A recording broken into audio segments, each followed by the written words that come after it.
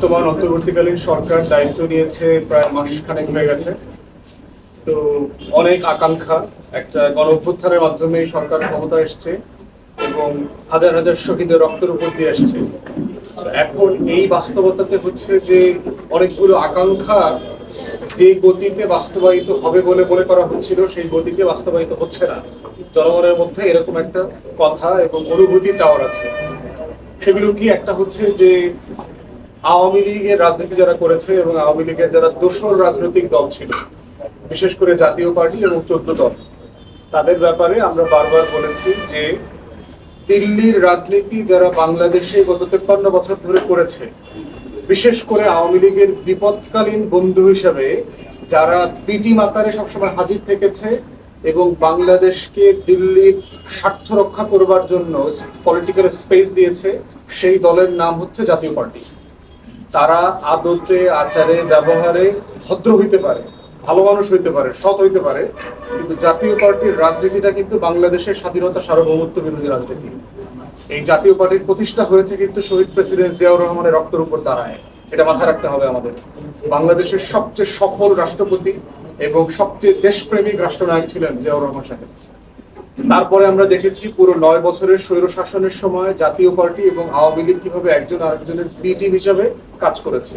ঠিক একইভাবে আমরা দেখলাম গত 16 বছরে স্বৈরাচার এরশাদের 9 বছরেরটা ঠিক উল্টা হয়ে গেছে। ওখানে জাতীয় পার্টি এ টিম ছিল, আওয়ামী লীগ বি টিম ছিল। আর এইবারের ম্যাচে দেখলাম 16 বছরে আওয়ামী লীগ হচ্ছে এ টিম আর জাতীয় পার্টি 14 দল, এর ভিতরে কিছু ভণ্ড পাটপার ইসলামিক দলও আছে, মাইজ ভান্ডারি থেকে শুরু করে, এরা হচ্ছে আবার বি টিমের রোল প্লে করেছে। তাই যারা এই ধরনের একটা ফলস নির্বাচনে, ম্যান্ডেট ছাড়া নির্বাচনে, রাতের ভোটের নির্বাচনে কোনো না কোনো ফর্মে ছিল এবং এই অবৈধ সরকারকে বৈধতা দিয়েছে 16 বছর থেকে, তাদের কপালে ঠিক ওটাই ঘটা উচিত যেটা আওয়ামী লীগের কপালে ঘটবে। এখন আওয়ামী লীগের ব্যাপারে আমরা কি বলেছি? যেহেতু আওয়ামী লীগ বাংলাদেশের স্বাধীনতার ঘোষণাপত্রের সাথে বেইমানি করেছে, বাংলাদেশের গণতন্ত্র নির্বাচনের সাথে বেইমানি করেছে, আমাদের সংবিধান প্রত্যেকটা কাঠামো মৌলিক অধিকারের সাথে বেইমানি করেছে, ম্যান্ডেট ছাড়া জোর করে ক্ষমতায় ছিল, বাংলাদেশের ইতিহাসের সবচেয়ে নৃশংসতম গণহত্যাগুলো এই আওয়ামী লীগের আমলে হয়েছে, তাদেরকে নিষিদ্ধ করবার মতো যথেষ্ট আইনি উপাদান বর্তমানে আমাদের রাষ্ট্রের সমাজে বিরাজমান আছে। করণীয় কি? করণীয় ক্ষেত্রে হচ্ছে আমরা দুইটা জিনিস দেখতে চাই। একটা হচ্ছে যেহেতু একটা প্রসেস ফলো করে এটা করতে হবে। আমরা বলছি না যে স্বরাষ্ট্র মন্ত্রণালয় যেভাবে জামাতকে নিষিদ্ধ করে একটা অর্ডিন্যান্স জারি করে দিয়েছে, একটা এক্সিকিউটিভ অর্ডার দিয়েছে, এই ফর্মে আওয়ামী লীগ অথবা জাতীয় পার্টি নিষিদ্ধ হোক। আমরা চাই এই গণহত্যা এবং আওয়ামী দুঃশাসনের ব্যাপারে একটা কমিশন গঠিত হোক, যেটা একটা উন্মুক্ত কমিশন হবে, আমেরিকা এবং ব্রিটেনে যেভাবে হয়, পাবলিক হিয়ারিং হবে, সেখানে জনগণ সেখানে গিয়ে মতামত দেবে, দেশের নাগরিক সমাজ, ছাত্র সমাজ, যারা আন্দোলনে ছিল, রাজনৈতিক দল, বুদ্ধিজীবী, সাংবাদিক, সবাই মতামত দিবে। সেই মতামতের উপরে ভিত্তি করে অন্তর্বর্তীকালীন সরকারকে সিদ্ধান্ত নিতে হবে যে আওয়ামী লীগ জাতীয় পার্টির রাজনীতি থাকবে কি থাকবে না, রাজনীতি প্রশ্ন। দ্বিতীয় বিষয় হচ্ছে আমরা যেটা ইতিমধ্যে বলেছি, যদি রাজনৈতিক দল আকারে তাদেরকে নিষিদ্ধ নাও করা হয়, যেহেতু আওয়ামী লীগ জাতীয় পার্টি 14 দল মিলে বাংলাদেশের জনগণকে 3টা নির্বাচন থেকে বঞ্চিত করেছে, 2014, 2018 এবং 2024, তাদেরকেও ন্যূনতম আগামী 3টা নির্বাচন থেকে বঞ্চিত করতে হবে। এটাই ইনসাফ। তাদেরকে নির্বাচন করতে দেওয়া যাবে না। বিশেষ করে যারা এই সকল প্ল্যাটফর্ম থেকে নির্বাচন করেছে, ইনক্লুডিং আওয়ামী ইন্ডিপেন্ডেন্ট দালাল যেগুলো ছিল, ডামি ফেক ক্যান্ডিডেট, যারা নির্বাচন করেছে, পদস্থ ছিল, যারা সোকল্ড এমপি মন্ত্রী হয়েছে, আওয়ামী লীগের বিভিন্ন জায়গার পদস্থ নেতা, তাদেরকে নির্বাচন থেকে নিষিদ্ধ করতে হবে, রাজনীতি থেকে নিষিদ্ধ করতে হবে। থার্ড জায়গাটা হচ্ছে ক্রিমিনাল অফেন্স।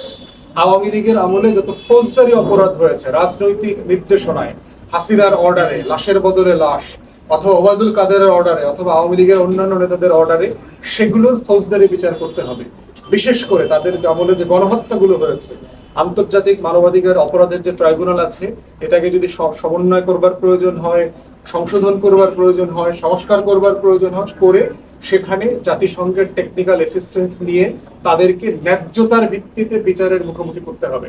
আমরা বারবার বলেছি, আমরা 16 বছরের আওয়ামী ফ্যাসিবাদের কারো ব্যাপারে প্রতিশোধ এবং প্রতিহিংসায় যেতে চাই না।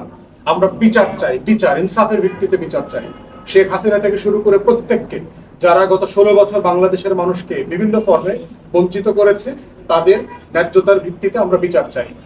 জাতীয় পার্টির নেতারা ইদানিং বলবার চেষ্টা করছে যে আসলে আমরা পারি নাই, চেষ্টা করেছি, পরিস্থিতির শিকার।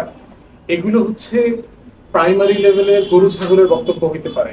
এগুলো মাঠে গিয়ে ভেড়ার পাল আছে না, মহিষের পাল, ওই খোলার চরে গিয়ে মহিষের পালের সামনে এগুলো বলবেন, বাঙালিরা বলবেন না এগুলো।